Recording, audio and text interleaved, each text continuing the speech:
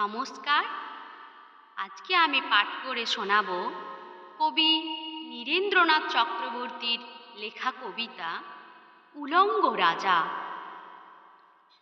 সবাই দেখছে যে রাজা উলঙ্গ, তবুও সবাই হাততালি দিচ্ছে। সবাই চেঁচিয়ে বলছে সাবাস সাবাস।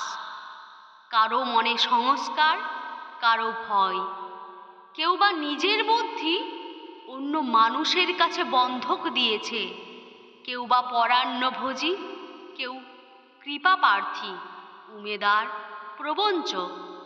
কেউ ভাবছে রাজবস্ত্র সত্যি অতীব সূক্ষ্ম, চোখে পড়ছে না যদিও, তবু আছে, অন্তত থাকাটা কিছু অসম্ভব নয়।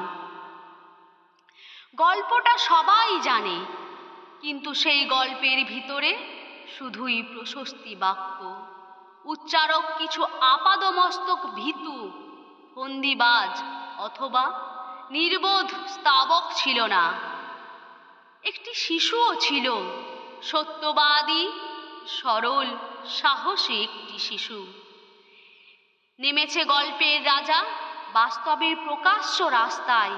আবার হাততালি উঠছে মুহুর্মুহু, জমে উঠছে স্তাবক বৃন্দের ভিড়।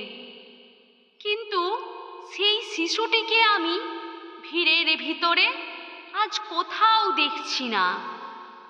শিশুটি কোথায় গেল?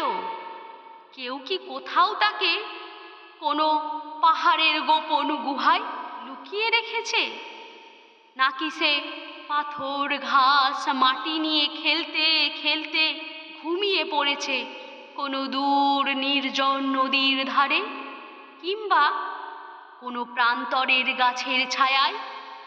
যাও, তাকে যেমন করেই হোক খুঁজে আনো।